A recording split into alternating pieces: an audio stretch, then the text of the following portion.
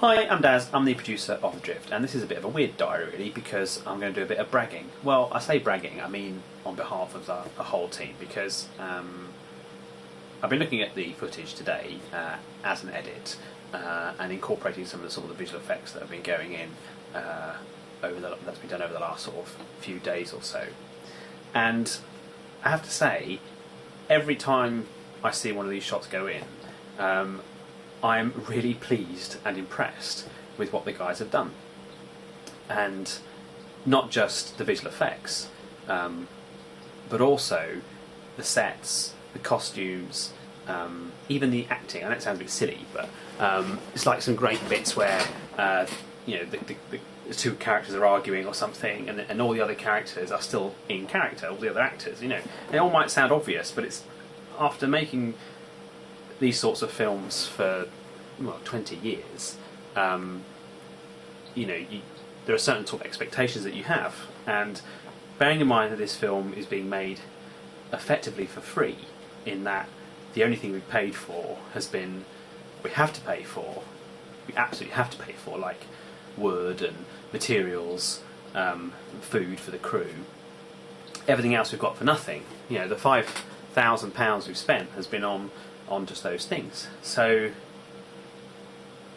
it's interesting that I sort of feel that way at the moment, because at the same time there's such a long way to go, and sometimes I forget how far we've come. You know, we've already come a long way, even though there's a long way to go. And looking at the footage and looking at the sort of cut scenes now, as the visual effects are starting to come in, and we enter sort of perhaps a new chapter in the post-production phase, as everything's now making sense visually within the CGI elements, that we're starting to do more storytelling there, that I can't help but be so impressed with what we've done. And that really sounds a bit big-headed, but it isn't. It's knowing what it takes to make a film, especially to make a science fiction film, and then to make a science fiction film in space. You know, it is so very difficult. And bearing in mind that that's a film that's going to be near 2 hours in length. There's just so many things that I like about the film. And again, it sounds like I'm sort of pitching the movie or something, but you know, it's a diary, I can say what I like. But there are loads of things I like about the film. I think the story is fantastic. I think the characters are brilliant. I think the acting is excellent. I think the sets are fantastic. The costumes are first rate. It's just so real. It's all so convincing. Every time I look at a still, look at a shot, it looks like a spaceship. It looks like there are people on a spaceship. And it looks like there are people on a spaceship that are having, that are in trouble, and are having to do something, and are suffering. And it's convincing. And we haven't even done the sound effects yet. We haven't done the score, not for the most part. We've got temp tracks, and we've got guys working on the score, and some bits and bobs are going in, but for the most part there is no score.